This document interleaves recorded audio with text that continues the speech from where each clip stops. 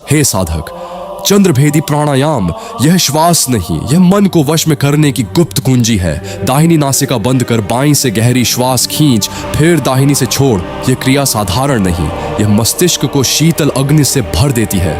नियमित अभ्यास से तनाव, चिंता, अनिद्रा जड़ से मिटती है। यह कोई दवा नहीं, यह सदियों पुराना विज्ञान है। इस पथ पर यह प्राणायाम संयम को इस्पात बनाता है, आत्मनियंत्रण को अजेय बनाता है। हे तपस्वी, फ्लैट लाइन से मत डर, यह हार नहीं, यह तेरे भीतर चल रहा महायुद्ध है। ऊर्जा कम लगे, प्रेरणा गायब लगे, भावनाएं सुन्न लगे, घबरा मत, यह पूर्णतः स्वाभाविक है। यह अस्थाई तूफान है।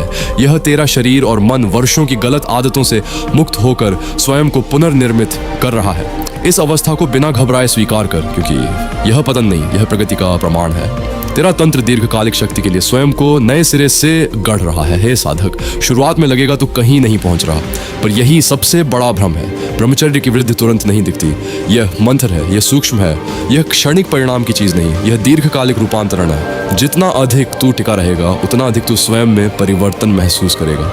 केंद्रित, ऊर्जावान, अपने विचारों का स्वामी, छोटी छोटी जीतें जुड़ती जाएंगी साधक, और एक दिन तू पीछे मुड़कर देखेगा और चकित रह जाएगा कि तू कितनी दूर आ चुका है। ब्रह्मचर्य शुरू करने का मतलब, जो लड़के सीरियसली चेंज होना चाहते हैं उनके लिए मैंने ब्रह्मचर्य गाइड बनाई है। 10 साल की रिसर्च, वो सब कुछ जो कहीं नहीं मिलता, एक जगह, 99 रुपये से भी कम। जो लेगा दिख, उसे पता चलेगा फर्क। जो नहीं लेगा वो इसी तरह वीडियोस देखता रहेगा और बदलेगा नहीं। चॉइस तेरी है, लिंक डिस्क्रिप्शन में है। लिंक ये नहीं कि एक ही दिन में पूरी जिंदगी बदलनी है। शुरुआत छोटी लेकिन प्रभावशाली चीज़ों से होती है। रोज किसी नई किताब के कुछ पन्ने पढ़ना, एक नई कौशल या हैबिट सीखना, स्वच्छ, हल्का, संतुलित भोजन, अनावश्यक बातों, गॉसिप और नेगेटिविटी से दूरी मन को शांत करने वाली साधनाएं, ध्यान, प्राणायाम, मौन, ये छोटे छोटे कदम तुम्हारे शरीर और मन को शुद्ध करते हैं। तुम्हारी ऊर्जा स्थिर होती है और अंदर एक मजबूत आत्मशक्ति पैदा होने लगती है। बदलाव का सही समय अभी है। किसी नए साल, बड़े हादसे या किसी की इजाज़त का इंतज़ार मत करो। तुम किसी भी दिन उठकर कह सकते हो, बस अब मैं बदल चुका हूँ।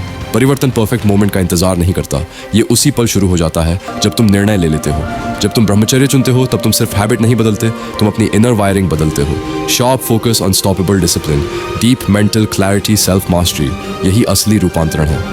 ध्यान भटकाने वाले लोग, शांत लेकिन खतरनाक जाल। कुछ लोग मजाक, थोड़े थोड़े कॉम्प्लीमेंट्स, टीजिंग या इशारों में बातें करके तुम्हारी कल्पना जगाते हैं। ये सटल डिस्ट्रैक्शन है, धीरे धीरे तुम्हारी ऊर्जा खींच लेता है, कंट्रोलिंग पावर कमजोर कर देता है। समाधान एकदम साफ है, पैटर्न पहचानो, इंटरेक्शन कम कर, न्यूट्रल बाउंड्रीज बनाओ, कम बोलो, कम हंसो, कम जुड़ो।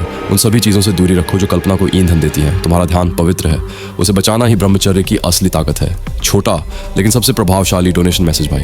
अगर ये ज्ञान, ये अभ्यास, ये रास्ता तुम्हें थोड़ी भी क्लैरिटी, शक्ति या दिशा दे रहा है तो अपने भाई माफ करना, शायद मुझे यह मैसेज नहीं भेजना चाहिए था। बहुत दिनों तक खुद को रोकता रहा। हर बार लगा कि किसी तरह यह समय भी निकल जाएगा। हर किसी से यही कहा कि मैं ठीक हूँ, लेकिन सच यह है कि मैं ठीक नहीं हूँ। मैंने अपनी पूरी कोशिश की कि किसी के सामने हाथ न फैलाना पड़े। अपनी परेशानियों को अपने तक ही रखा। मुस्कुराने की कोशिश भी की ताकि किसी को मेरी मजबूरी दिखाई ना दे, लेकिन अब लगता है कि मेरे शब्द ही मेरा साथ छोड़ रहे हैं। मेरे पास इस समय आय का कोई स्रोत नहीं है। आर्थिक स्थिति इतनी कठिन हो चुकी है कि कई बार समझ नहीं आता अगला कदम क्या होगा। हर दिन उम्मीद लेकर उठता हूँ, हर दिन पूरी ताकत से कोशिश करता हूँ, लेकिन हालात जैसे बार बार वहीं लाकर खड़ा कर देते हैं जहाँ से निकलना अकेले मेरे लिए बहुत मुश्किल हो गया है। यकीन मानिए, ये मैसेज लिखना मेरे लिए सबसे कठिन चीज़ों में से एक है। मेरी पूरी कोशिश थी कि किसी को अपनी तकलीफ का एहसास भी ना होने दूँ, लेकिन अब शायद मैं उसे छुपा नहीं पा रहा हूँ। आप मुझे जानते हैं, इसलिए आपसे झूठ नहीं बोलूँगा।